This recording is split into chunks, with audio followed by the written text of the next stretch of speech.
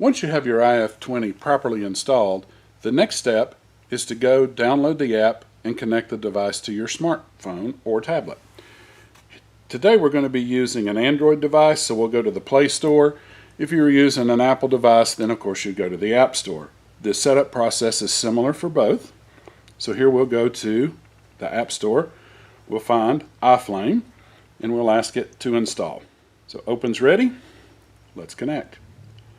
So the iFlame app comes up and it has the login screen, but what we have to do first is to set up or create an account. So let's click create an account. It's going to ask us to put in a username. So let's pick out a username today. Let's just call it IFDemo. And then it's going to say password. Now the password has to be a minimum of 6 characters. It can be more. You can use uppercase, lowercase, you can use numerals. Just don't leave a space. And then it's going to ask us for an email address. Now, the sign-up's been done. It's asking us to confirm, and that confirmation code that you're going to receive in your email is just another security level to make sure that you're the only one connected to your Fireplace.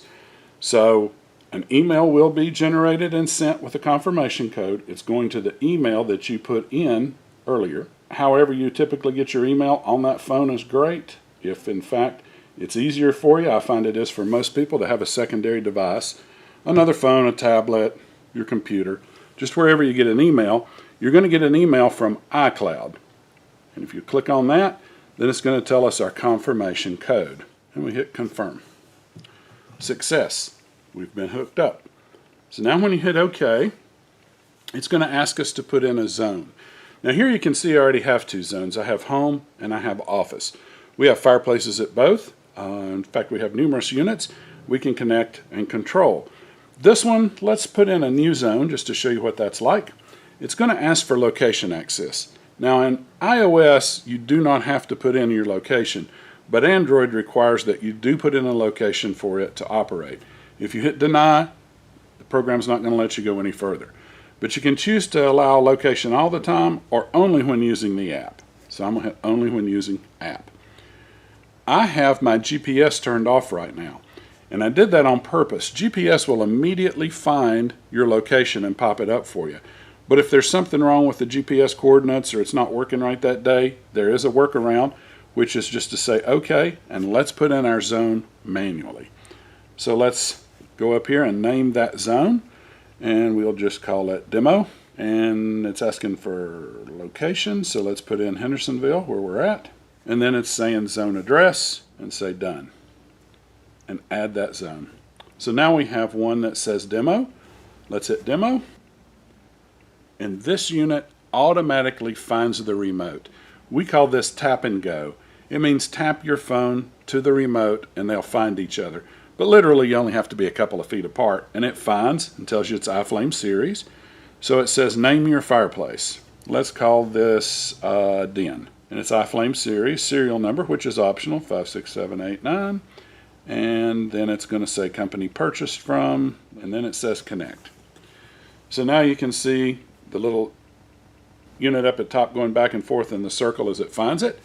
Obviously we're connected now. It's telling us our signal strength is good. Our Bluetooth is operating. Let's just press Den. Again, the little balls go back and forth to show you that it's about to connect. And it has. Now you'll notice here, this could be a replacement for just an on-off remote, because built into the smart board inside this unit is a thermometer, so we can set and use it as a thermostat to operate, or we can use it simply as an on-off. So right now, let's go on. Did you see the flash on the unit over there? When you press on, it's going to flash to tell you that it just turned the Fireplace on, and you're also going to see embers start to fly. And that is another visual confirmation that the unit's operating. Now watch for the flash. When I hit this, that goes off, and the unit responds and says I'm turning off.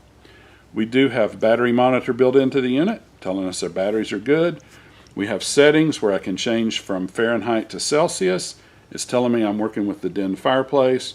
We have options there if we wanted to hook up a hub, Alexa, Google Assistant, whatever, in order to use voice control. That's available too. And then let's just go back to where we were, and I'll show you one of the other cool features. Now, we've got the unit set on thermostat when you see it's highlighted and the unit recognized, hey, I just went to thermostat. It's telling me that I've got the temperature set at 86 degrees, but the temperature here in the room is 67. So obviously the unit just turned on in order to bring that temperature up. Well, let's take the temperature down. Now there's a temperature difference in there. See, I had to drop well below the 67 to have the unit turn the fire off. If the temperature was exact, then it would just sit there and turn on and off. So there's just like your thermostat for your furnace, there's a little temperature difference. So right now, I've got the temperature set for 63, but it's 67 in the room, so obviously I don't need the fire to run. I said earlier I had my GPS turned off. If I had it on, over here it would be telling me what the temperature is outside because it pulls it down from the cloud. But here again, we have it turned off. So now let's just raise the temperature. Now see, at 67, nothing's happened. At 68, no. But when I hit 70, I've passed the 2-degree temperature differential and it cuts the unit back on automatically. And you'll see the embers start to fly, which again is a visual confirmation that the fireplace is running. So now let's just drop the temperature down below, and as you noticed when I got to 66 and then 65, it cut the unit back off. I can turn the thermostat off just by pressing the button. You'll see the thermostat is no longer highlighted, and in the center it's no longer blue. It's gone back to white numerals. So again, just to turn the thermostat on, turn the thermostat off, and again, even with the thermostat off, if I press the button, it's going to manually turn on the fireplace regardless of the temperature setting. And once it turns on, as we said before, your embers start to fly.